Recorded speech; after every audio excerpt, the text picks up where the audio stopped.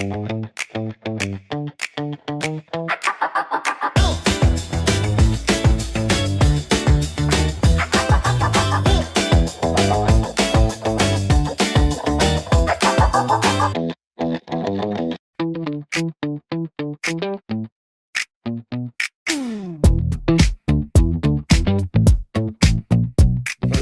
për të gjithë ndjekësit tanë.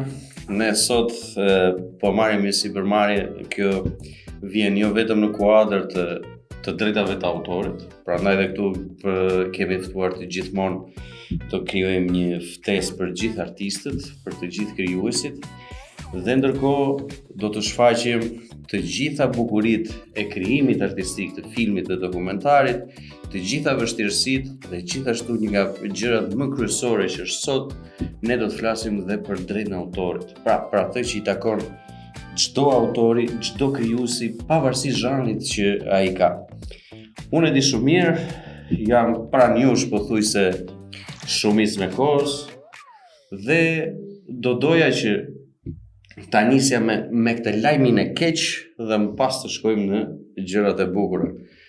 Pra, ti e di shumë mirë sepse je koherent që me një vendim të Këshillit Kombëtar të Drejtës së Autorit, krijuesit, pra regjisorit, skenaristit, drejtorit fotografisë dhe të gjithë atyre që bashkëpunojnë në krijimin e veprës audiovizuale, ju është mohuar e drejta e autorit. Pra e drejta e shpërblimit. Pra ligji ju njeh të drejtën e autorit, por ju ka hequr të drejtën e shpërblimit. Pra dua nga ty personalisht që të tregosh jo vetëm pjesën se si duhet jetë, por dhe pjesën se si ju vetë ndjeni për këtë gjë që ka ndodhur. Këtë vendim, përshëndetje, faleminderit për ftesën.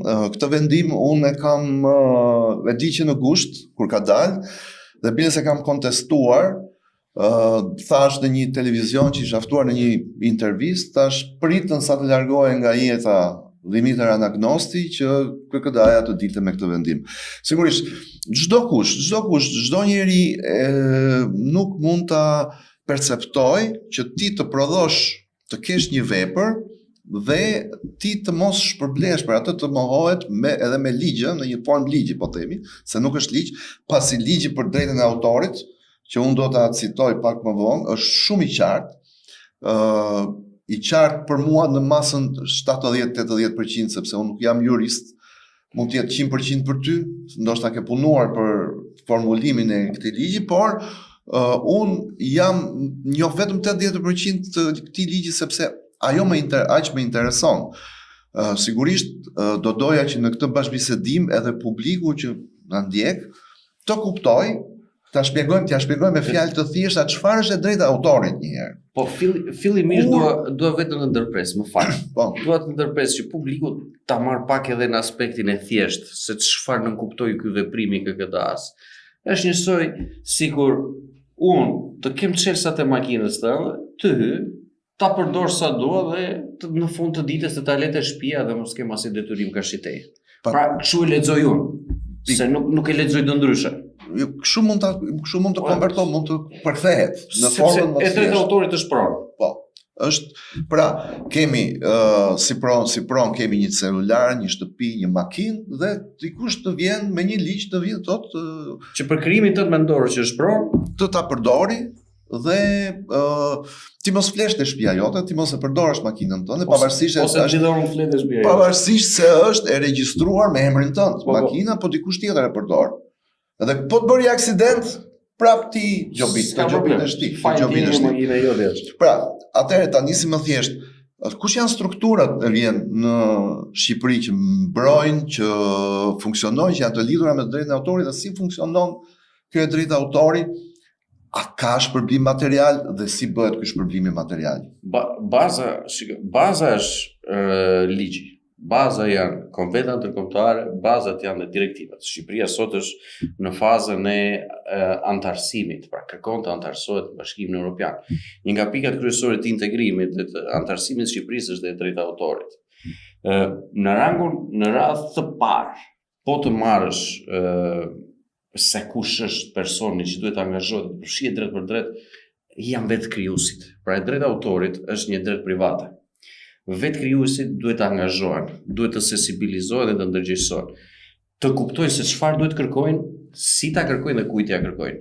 Pra, në vetvete, në Shqipëri është krijuar pas autorit vjen drejtoria e drejtës së autorit.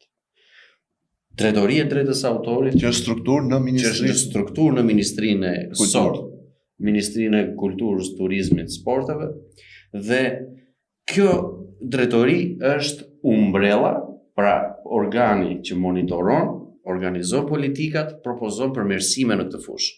Më pas vjen sporteli unik, që është sot ajo që quhet SUADA, ku këtu përfshihen të gjitha agjencitë e administrimit kolektiv. Një nga agjencitë jemi edhe agjencia jonë.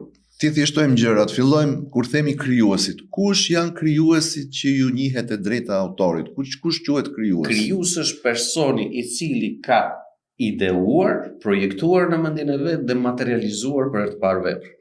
Pra ky është krijues. Që flasim për vepra jo materiale, të llojit, shkrimtari, që është skenari, është regjia, është në ligjin tonë për drejtën e autorit përfshihet dhe drejtori i fotografisë.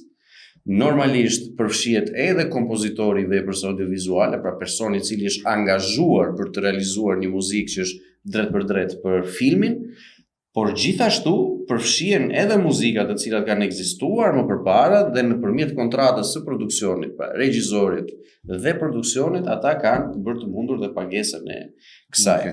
Normalisht është e njëjta gjë edhe për kompozitorin edhe tekstshkruesin e muzikës, pra dhe këta janë autor njësoj si në rastin e audiovizual. Me ligjet tona, se do sjell dhe një shembull nga jashtë. Me ligjet tona, sa kohë zgjatje ka të drejtë autorit ta shfrytëzojë këtë të nxjerrë të ardhura materiale në bazë të veprës që ka krijuar.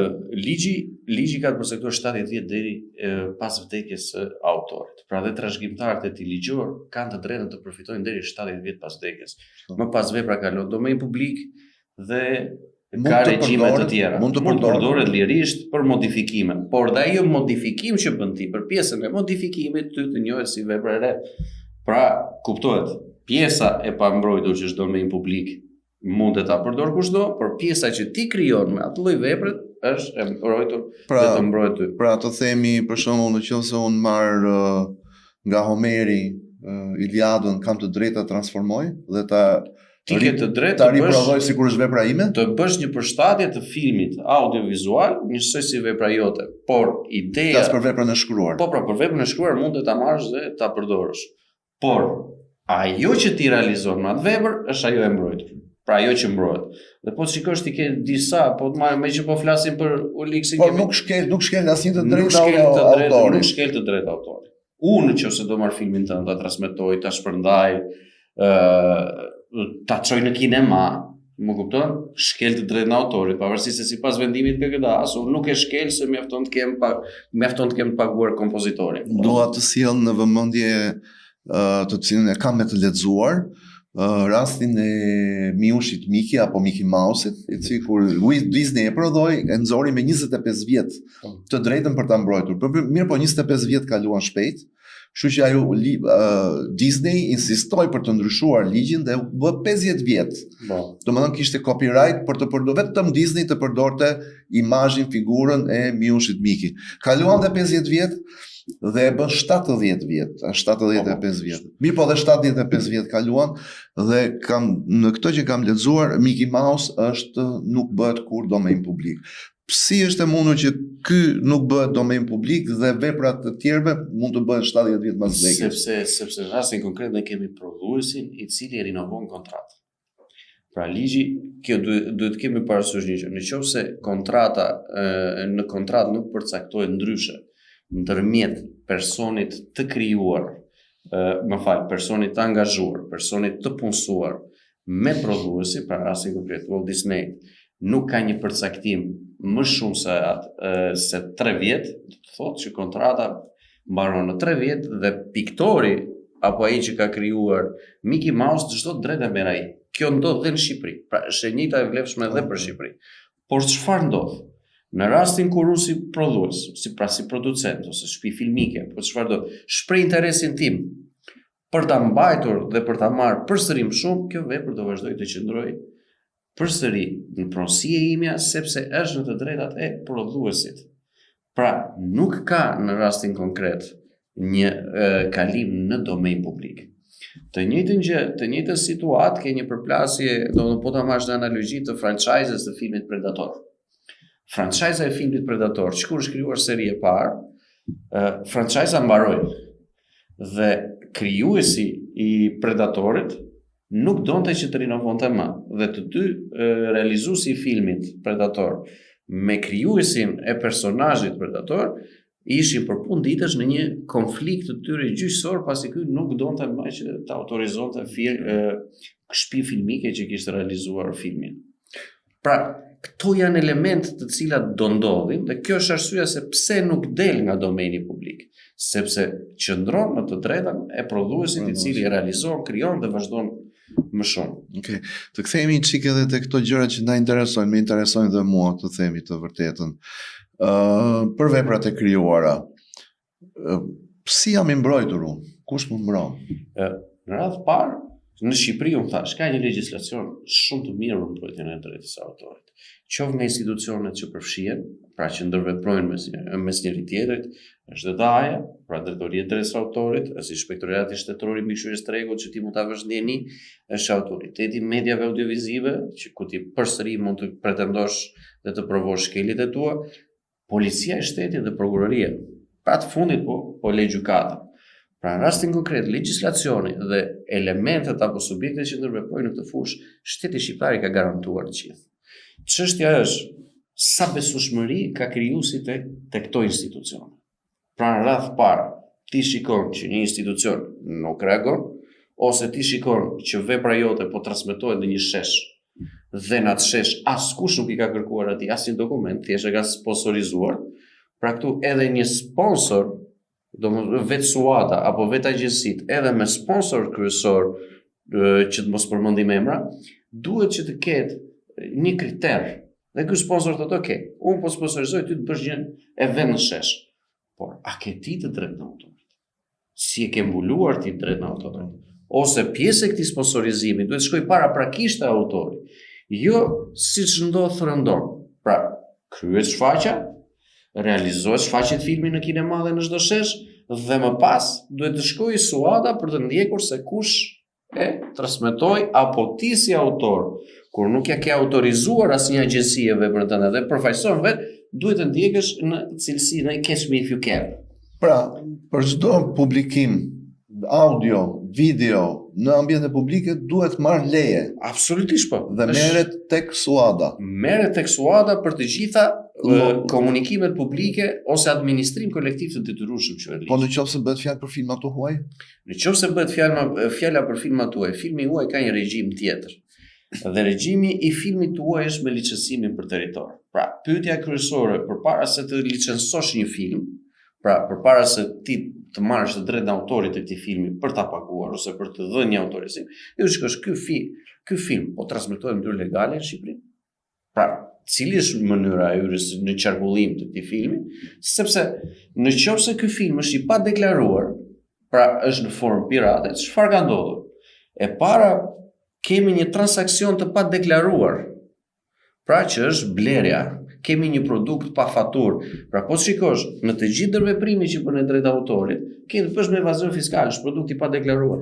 Dhe në momentin që lëshohet një autorizim, dhe në këtë autorizim nuk përmenden se cilat janë veprat që janë transmetuar, ti përsëri je në kushtet e evazionit fiskal, sepse nuk i vën një vlerë produktit. Dhe e vetmja gjë që ndodh që ti paguar një shpërblim për autorët titullarët e të drejtave të autorit dhe për këtë ti mban një 15% shtat. Por produkti që është qarkulluar, askush nuk e ka idenë se çfarë produkti është qarkulluar. Është si ta havësh një dyqan, një pasiceri me produkte shumë të mira ti shesësh pa faturë. Po, është identike. Pra, unë shes past edhe çdo faturë i vë ujë. Okay.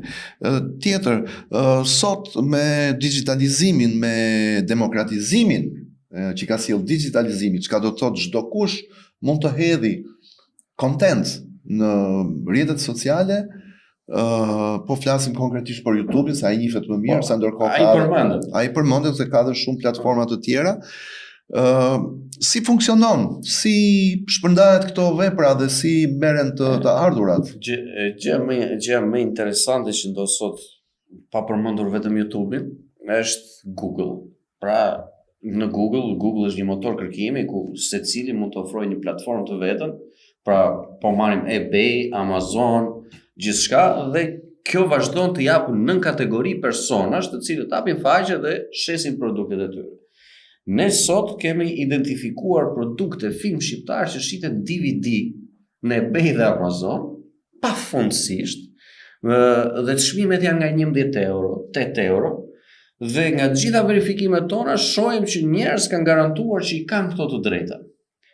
Pra, kemi marrë informacione të tjera, për shembull që filmi shqiptar apo prodhime shqiptare janë garantuar në shtetin amerikan me të drejta autori.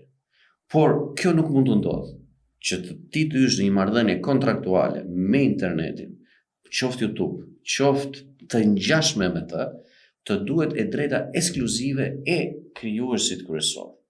Në rastin konkret, në filma është prodhuesi dhe autori, pra regjizori kryesor. Okej, një pyetje. Në qoftë se kjo shkelje ndodh brenda, se kjo quhet është shkelje. Po. Në qoftë se kjo shkelje ndodh brenda territorit amerikan, po themi, sepse në qoftë se shitet fizikisht është brenda territorit, po në formë digjitale, eBay, Amazon, që janë platforma që kanë bazën atje. Nëse denoncohen raste të tilla, këto kush i ndjek penalisht? I ndjek janë bazë ligjeve të shtetit amerikan apo të ligjet të shtetit të origjinës? Në varësi të kjo është një pyetje që të gjithë shtetet sot janë duke debatuar. Pra, vendi i cili e mundson aplodimin me vendin i cili e mundson shkarkimin. Por ajo që është kryesore bazuar në direktivën e DMCA-s, do të thotë që në momentin që ti e shkarkon, ti në atë momentin je duke kryer një krim. Në momentin që ti e aplodon, ti në këtë moment je duke kryer një krim. Vendet e Europës dhe SBA-ja në ndryshim me Shqipërinë, sepse ne kemi masa administrative shumë të vogla, domethënë në kuptim të shkeljes që i bëhet drejt autorit.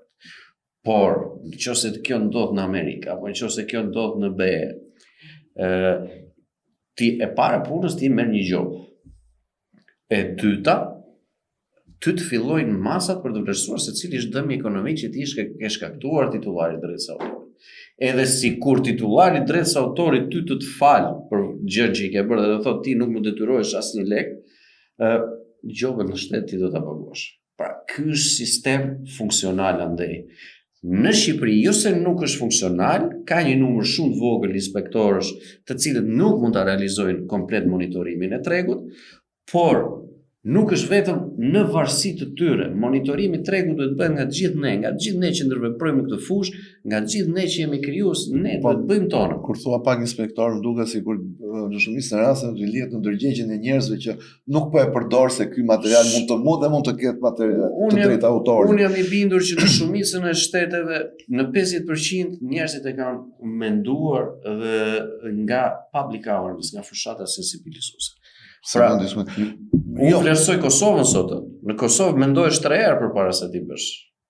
Jo, unë di të provuar vetë, kam qenë në festival në Amerikë dhe kisha kopje të filmit tim dhe më morën në intervistë në radio dhe nga satisfaksioni që më dhanë, ju dhurova DVD, po momenti që personi e mori në dorë DVD-n që ishte intervistuesi e pa që ishte kopje e prodhuar vetë. Po. Dhe tha, faleminderit, tha, po nuk mund ta pranoj këtë kopje. Sepse ndonte ndoshta pasoja që mund të kishte nëse i gjende jo kopje ose domethënë ideja është të shfrytëzonte, do preferonte të kishte një kopje origjinale me sigël të certifikuar apo unë kisha prodhuar për miqt. Unë e konsiderova mik, por nuk pa pranoj. Dhe më bëri përshtypje, mendova thash, ky s'ka kohë, po pastaj e kuptova më vonë që është në ndërgjegje personale që s'mund të marrë një kopje ai e quante të piratuar. Në farë forme ishte e piratuar.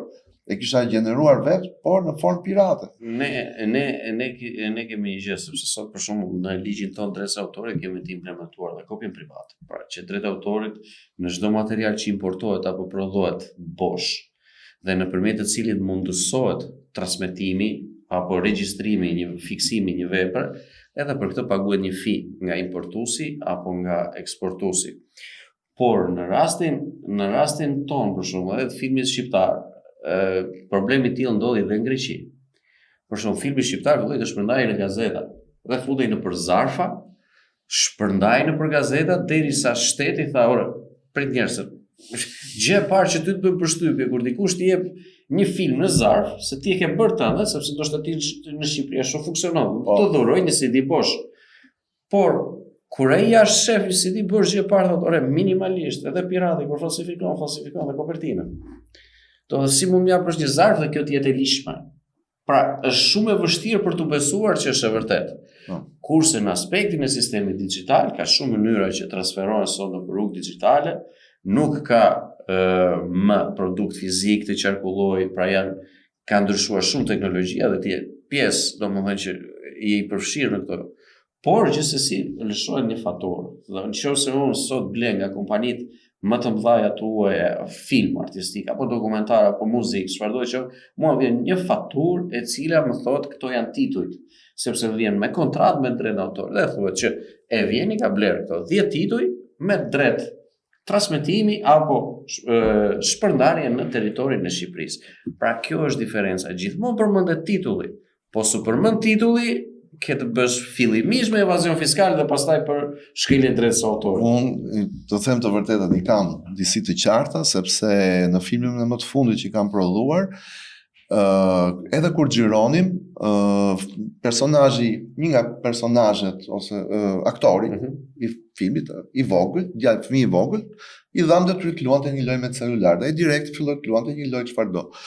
Dhe ajo drejtoreja e fotografisë, e cila jeton në Amerikë, tha, "A ka mundësi të gjesh ndonjë lojë me të drejta?" Domethënë bëhet edhe loja, videogame kishte të drejta, duhet kishte të drejta, unë e gjeta, sepse ishin dy miqtë shqiptar, cilët kanë bërë një lojë, aplikacion për celular, megjithatë nuk e përdorëm, sepse ai gjithmonë duke sikur luante, po nuk u tregu asnjëherë, sepse edhe për atë ne mund të penalizoheshim. Dhe tjetra, kur filmi është shitur më vonë, ajo që kërkonin ishte kontratat ekskluzive të muzikës, sepse presupozohet që ajo që ke xhiruar është e jotja, është origjinale, pra është e regjizorit dhe e skenaristit, si e drejta autorit. Nuk kem bërë film duke marrë një copë te një copë andej. Po kur e vjen puna tek muzika, këtu është një person i tretë, përveç skenarit dhe regjizorit, i cili ndërhyn duke sjell muzikë ose ti mund të përdorësh muzikë nga radio. Dhe unë kisha rastin që kisha muzikë nga radio të dy kompozitorëve shqiptar, Krajkës dhe Kotanit. Dhe për këta të dy, unë kam kontaktuar vetë me Agim Krajkën, e shkret, sepse ishte në viti 2011 ai ishte ende gjallë, dhe ja kam marrë të drejtën që unë mund ta shfrytëzoj këtë, se përndryshe filmi nuk qarkullonte dot. Dhe prandaj po them që unë e njoh këtë mekanizëm.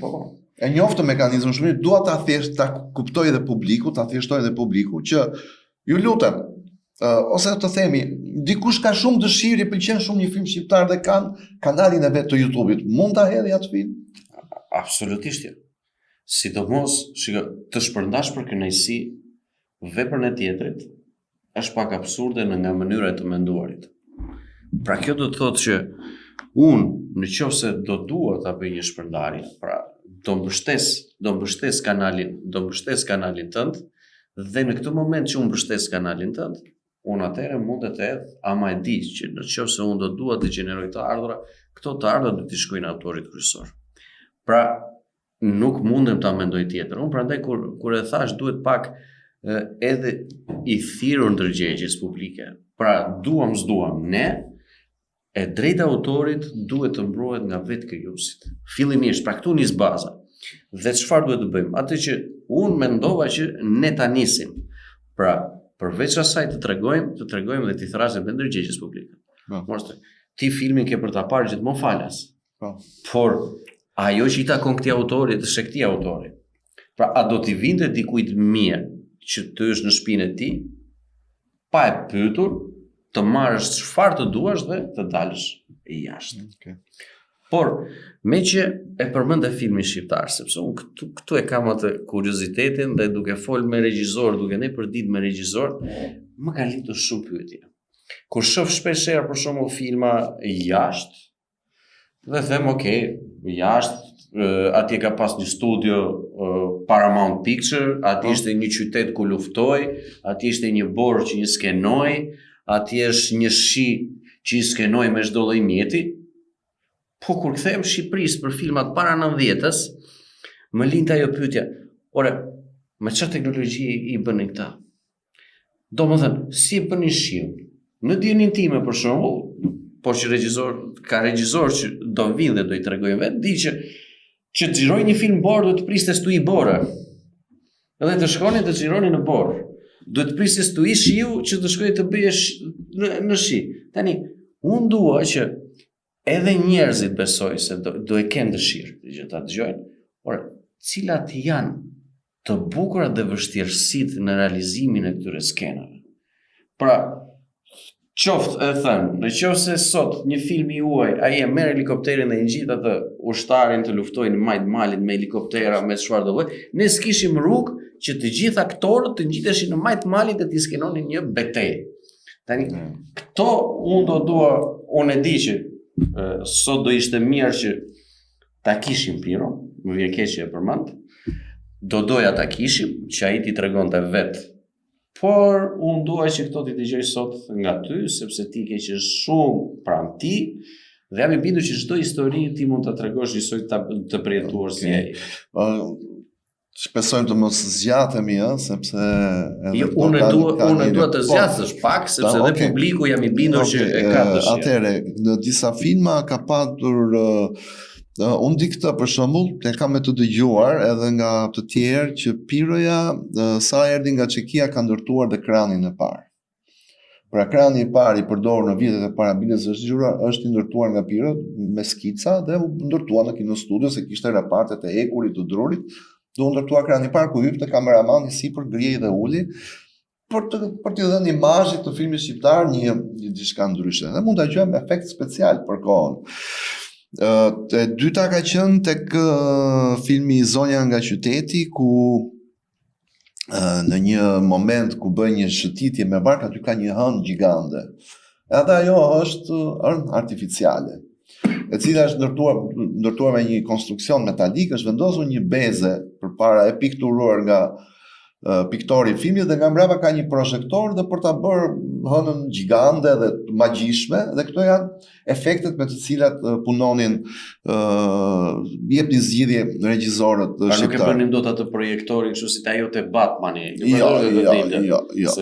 Jo, atë mund të bëhet me tynë, me digat që kishin. Jo, si bëj atëherë, sot si bëhet mund ta dim. Sot bëj. Por unë për shembull që i shikoja dhe unë kam pas një moshë vogël, thore, kur shikoja Batmanin dhe paska dhe këta pas kanë pas teknologjinë e Batmanit në Shqipëri. Jo, nuk kam pasur aq të avancuar. Tek filmi Shëmbja e Idhujve ka një mushk që duhet bjerë nga Gremina dhe për këtë u ndërtua një mushk butaforike në kinostudio, e cila pastaj u shty, u hodh dhe u duk sikur mushka ra nga shkëmbi, se nuk mund të shtynin mushk për të vërtetë, aty çik sensibël tash edhe ndaj kafshëve. Kurse për sa i përket asaj që po themi duket ta mendosh që mund të ishin përdorur efekte, po si janë përdorur dhe janë totalisht të vërteta, është se këtë e kam nga të huaj që u ka bërë përshtypje në momentin që filmi Ball për Ball u përkthye në anglisht, u krya mundësia, e dinin, këta që merren me studime të filmit ballkanik, e dinin që ekzistencën e filmit, por nuk e kishin parë nga fillimi në fund. Momentin që u vën subtitrat anglisht në YouTube, ata e panë dhe përshtypjet e tyre ishin nga më fantastike. Të llojit që të mendosh që çdo gjë është reale dhe nuk ka efekte speciale. Dhe vërtet aty nuk ka efekte speciale, aty hidhet si luri, aty bëhet shpërthim në New York, bëhet shpërthim në New York. Aty janë ndecet poshtë, avionët kalojnë sipër. Sot ti mund t'i bësh me digital shumë kollaj. Por të tilla ishin kohërat për prodhimin e filmit, shteti shqiptar i vinte te Kino Studios në dispozicion çdo gjë. Dhe në rastin konkret të filmit Ball për Ball, u vënë në dispozicion ushtria, pra forcat ajrore, toksore dhe detare. Dhe në vetëm këtë mënyrë mund të arrihet të bëj një film i tillë. Më fal, se ndonjëherë mendoj që filmat i krijonte sistemi dhe jo regjizori, Jo. Sot kur flet me ndonjë thotë lema se filmat atëre. Unë kam dëgjuar edhe unë këto filma bashkë i kemi bërë, çfarë kërkojnë këta. Harroj që ky film kishte regjizorin, skenaristin, një drejtor fotografie që ndoshta kush e di ku ka ca viri për ta vendosur atë kamerën për të marrë pamjen. Mos harrojmë që çdo gjë fillon me skenarin, me atë që është shkruar. Dhe pastaj vjen regjizori i cili ka punën më të vështirë sepse ai duhet të koordinojë të gjithë komponentët, duhet ai bashkëpunon me skenarin në fillim, pastaj bashkëpunon me drejtorin e fotografisë, me piktorin e filmit, me kompozitorin, me aktorët, me postproduksionin, me çdo gjë, ai është në kontroll gjë. Dhe prandaj ngelet filmit i ngelet emri i regjizorit, nuk i ngelet emri i skenaristit, nuk thon filmat e Kadares. Po thon filmat e kush ka punuar pa Dimitër Atangnostit, Piro Milkanit apo Kujtim Çashku, sepse të cilët janë marrë me filma të skenar të cilët kanë bazë tregimet, novelat, romanet e Kadares. Dhe kështu ndodhet edhe në botë. Edhe në fund të ditës, për shembull, edhe ai që se ka lexuar romanin, ndonjëherë është ndeshur me filmin dhe detyrohet të lexojë romanin. Sigurisht. Është një simbiozë shumë e bukur nëse ti ke lexuar librin dhe pastaj shikon filmin, po edhe kur shikon filmin dhe ti zbulon që ky film është bazuar në një libër dhe ti kthehesh për ta lexuar.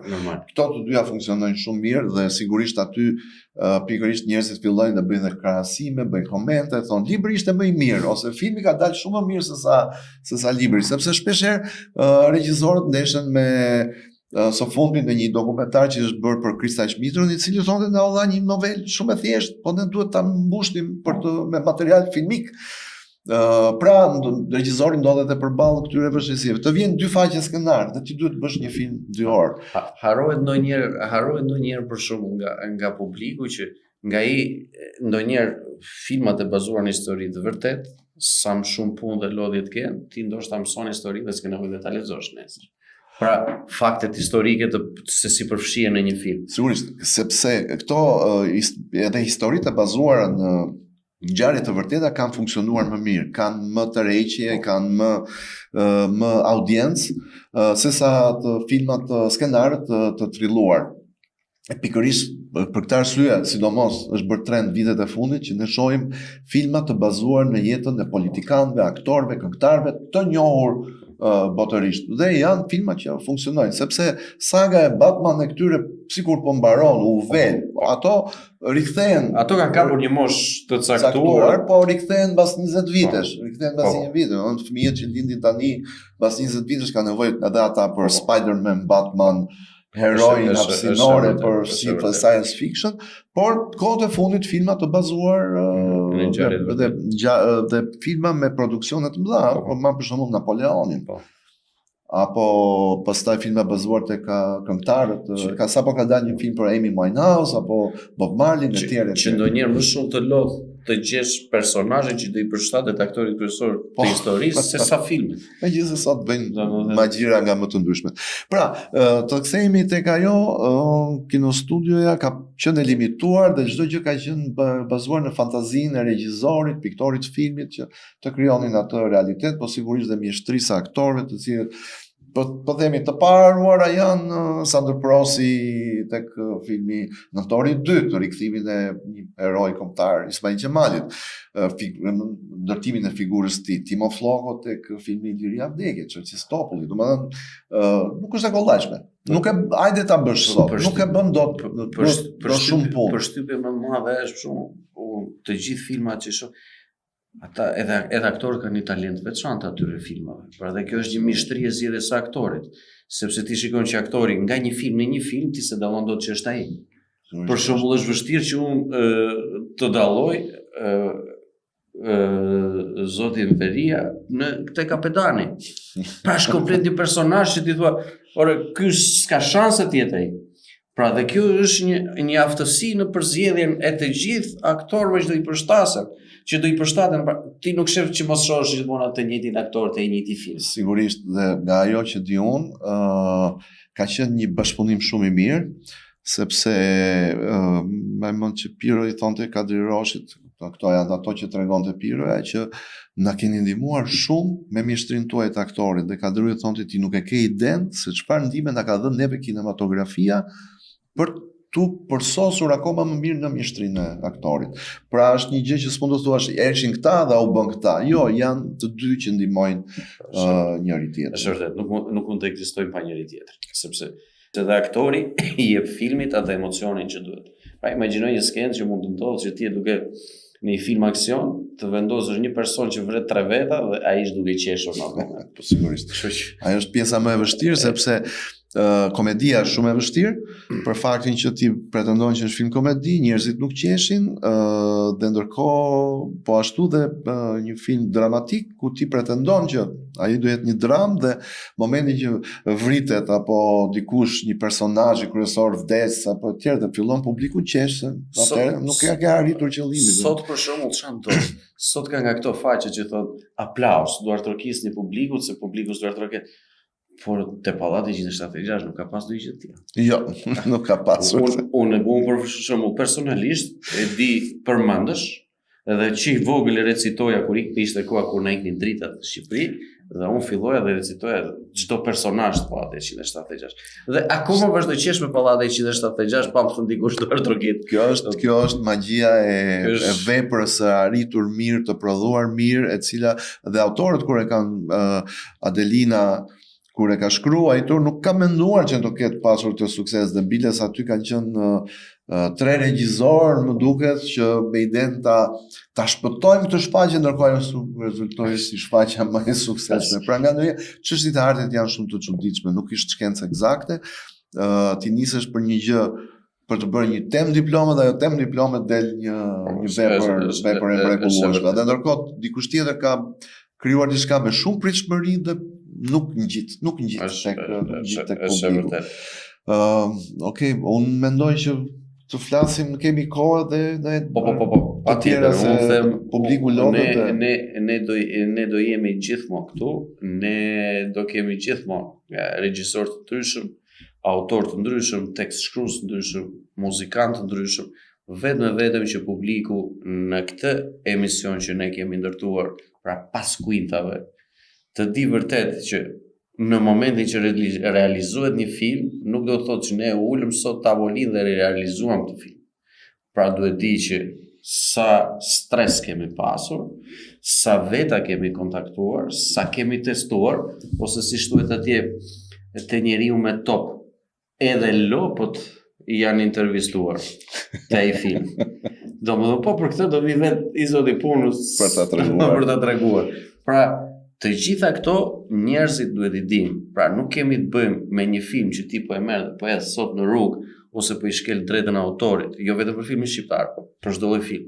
Por duhet di se sa sakrificë, mund, stres dhe ne pa gjumjen për atë film nga të gjithë bashkëvepruesit që e kanë krijuar. Shpresojmë që gjitha këto struktura të ndërgjegjësohen, të kuptojnë se me çfarë kanë të bëjnë, sepse është edhe një nga kushtet, kapitulli 7 që neve duhet të hyjmë në Europë. 6 apo 7? 7. Që është e drejta e autorit. Pra, jo vetëm me filmin, të kuptohemi, është edhe me lidhur me pronësinë intelektuale të çdo gjëje që krijohet brenda në Shqipëri. Por të them të drejtën, ne më shumë kam besimin që ne do ndërgjegjësojmë popullin. Okay. Më shumë do arrim të ndërgjegjësojmë atë. Shteti, institucionet e kanë të saktë dhe të qartë kornizën e tyre dhe të duash të dalësh jashtë nuk del dot. Pra nga korniza ligjore. Por më shumë duhet që të ndërgjegjësojmë publikun. Pra që mos merret nëse nuk është në kanalet e përshtatshme. Dhe kjo ndihmon jo vetëm pjesën tonë të drejtës së autorit. Kjo ndihmon edhe vetë mediat. Pra që unë s'kam nevojë të marr një sinjal pirat të një televizioni, sepse këtij televizioni unë do i rrëzoj të ardhurat dhe të ardhurat do i rrëzoj këtij televizioni, nuk do përkthehen dot në investim në prodhim dhe të drejtë autorit. Kështu që ne bashkë do vazhdojmë, sepse kjo është diçka që ne e kemi krijuar dhe e kemi menduar bashkë ta bëjmë.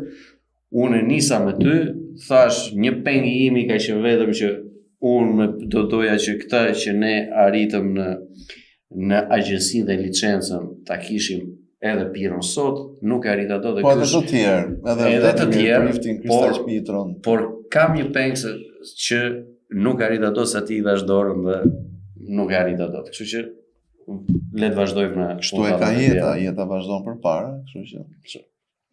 Faleminderit. Faleminderit.